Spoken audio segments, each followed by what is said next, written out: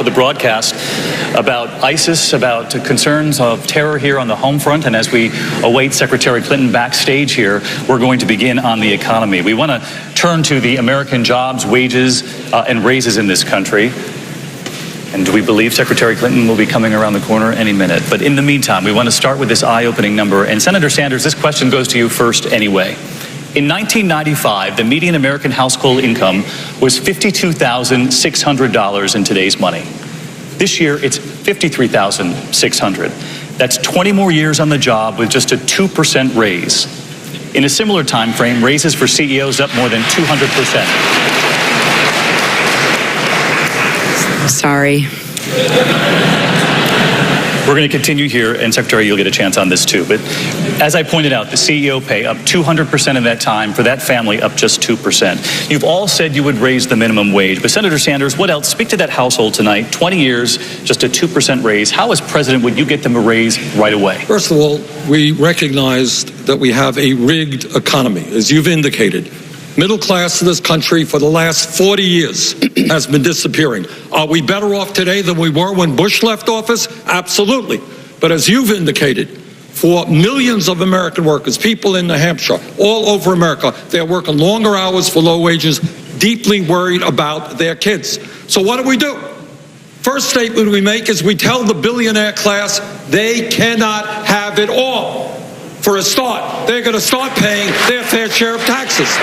Second of all we do is you raise the minimum wage to a living wage, $15 an hour over the next several years. Next thing we do, pay equity for women workers. Women should not be making 79 cents on the dollar compared to men. Next thing that we do, real unemployment, official unemployment 5%, real unemployment 10%, youth unemployment off the charts. We rebuild our crumbling infrastructure, our roads, our bridges, our rail system. We create 13 million jobs with $1 trillion investment. Furthermore, in a competitive global economy, it is imperative that we have the best educated workforce in the world. That is why I'm going to have a tax on Wall Street speculation to make certain that public colleges and universities in America are tuition free. Senator Sanders, thank you. Governor Maley, what would you propose that would be different? How would you get the middle class a raise and without waiting another 20 years for another 2%? Look, these are the things that we did in my own state through the recession. We actually passed a living wage. We raised the minimum wage.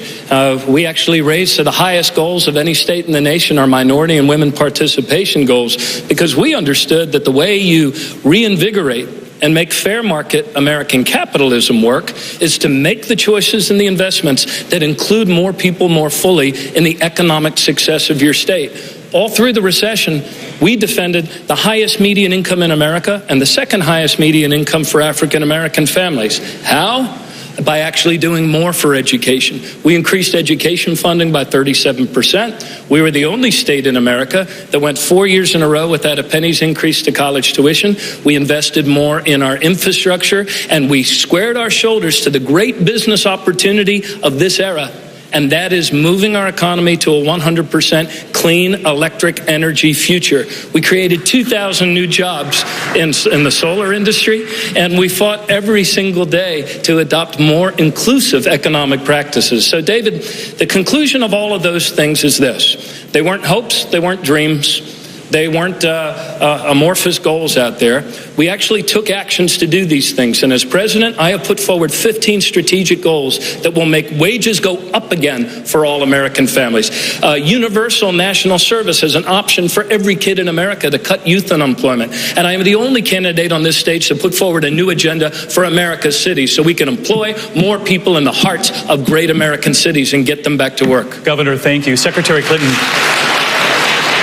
as you were walking in, I was talking about the median American household getting a 2% raise over the last 20 years. That CEO pay in that same time frame has gone up 200%. So for those families watching tonight, how do you get them a raise if you're president?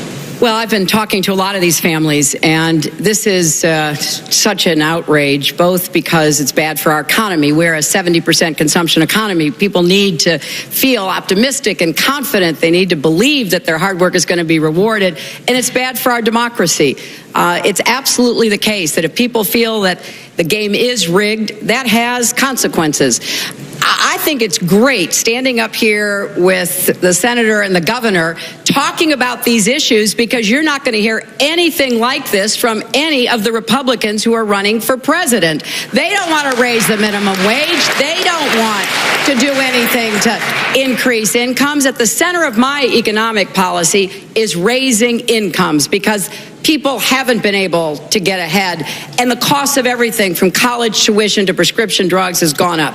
Of course, we have to raise the minimum wage. Of course, we have to do more to incentivize profit sharing, like we see with Market Basket right here in New Hampshire and New England, where all of the employees get a chance to share in the profits. And we've got to do more on equal pay for equal work. That means pass the Paycheck Fairness Act so we have transparency about how much people are making. That's the way to get women's wages up, and that's good for them and good for their families and good for our communities. And there is a lot we can do in college affordability. I have debt-free tuition plans, free community college plans, getting student debt down. I also am very committed to getting the price of drugs down, and there's a lot. You can go to my website, HillaryClinton.com, and read about it. But I guess the final thing that I would say is this is the kind of debate we need to take to the Republicans in the fall. Secretary, thank you. This is the election issue they have to respond to.